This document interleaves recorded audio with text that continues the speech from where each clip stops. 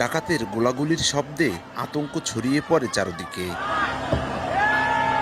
প্রত্যক্ষদর্শীরা জানান, শুক্রবার রাত 9:30টার দিকে মাদারীপুর শরীয়তপুর 2 জেলার মধ্যবর্তী এলাকা খোয়াজপুর টেকেরহাট বন্দরে স্পিডবোট নিয়ে ডাকাতি করতে আসে একদল দুর্বৃত্ত। স্পিডবোটে অস্ত্র নিয়ে বালুবাহী জাহাজে ডাকাতির চেষ্টা করে তারা। বিষয়টি টের পেয়ে তাদের ধাওয়া দেন এলাকাবাসী। ঘটনাস্থল থেকে হাতবোমা ফাটিয়ে ও গুলি ছুড়ে পালানোর চেষ্টা করে ডাকাতরা।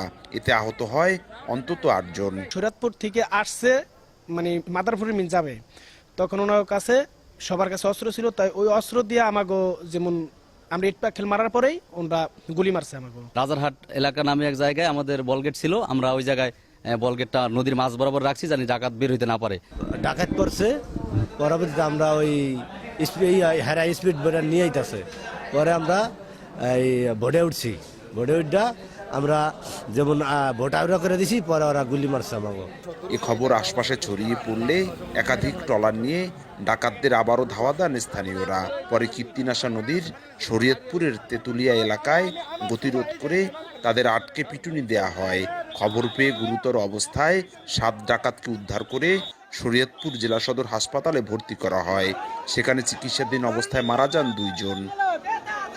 গুলিবিদ্ধ অবস্থায় আমরা 5 জন রোগী হাসপাতালে পেয়েছি, তাদেরকে প্রাথমিক চিকিৎসা দেওয়া ভর্তি করা হয়েছে এবং একজনের অবস্থা আশঙ্কাজনক বিধায় তাকে ঢাকা মেডিকেল কলেজে নেওয়ার জন্য বলা হয়েছে। 2 জন অলরেডি আমরা তাদেরকে মৃত পেয়েছি, আসার পর আমরা দেখে তাদেরকে মৃত পেয়েছি। এ ব্যাপারে আইনগত ব্যবস্থা গ্রহণের কথা জানিয়েছে পুলিশ।